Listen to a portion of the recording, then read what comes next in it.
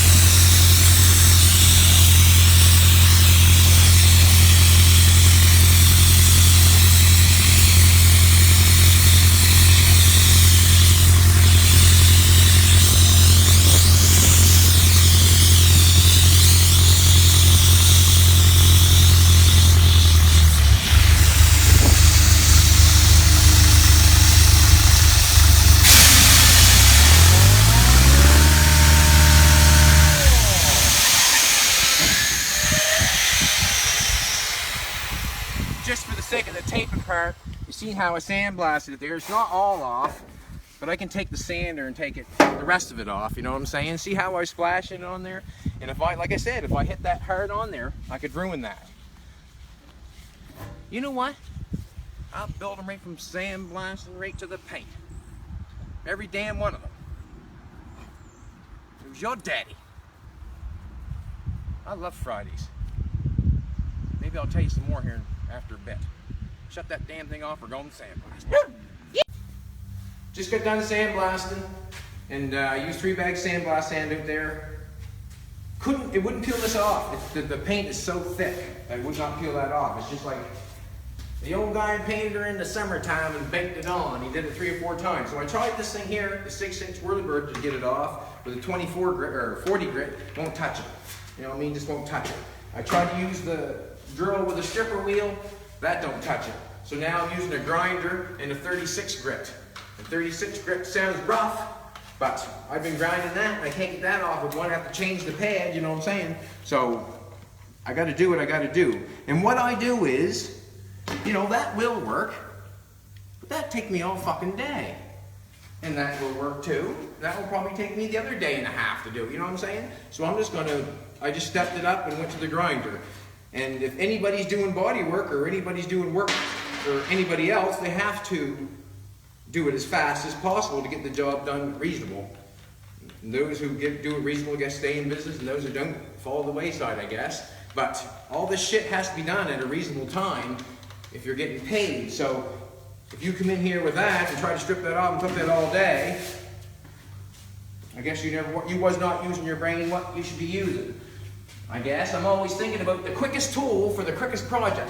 And right now, this is it. So you watch me peel this paint off. It's deadly shit. So, and I move around quite quick. I don't want to gouge this all up because I can gouge it with this, and I can take them corners off the metal with this. Don't do that. Just take off the metal what you can get to, and the other stuff will have to go with the stripper wheel or the this or that. But the main stuff is to get off the heavy stuff. And this is not doing it, and this is. So I use the grinder with a 24 grit. I'm some goddamn happy it's Friday. Ew! Are you happy it's Friday, Jack? Yeah. Anyways, this is how I did it. That paint is just so too thick.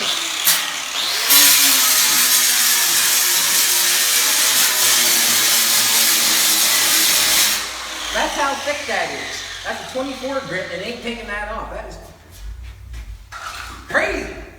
Good paint back then. I wish we would keep making it.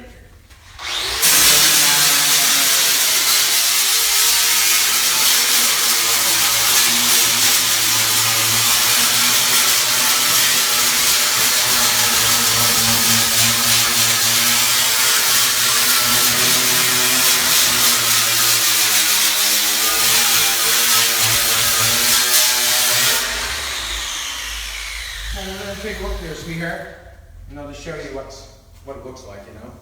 You can see what's going on. I've used a 24 grit on a grinder.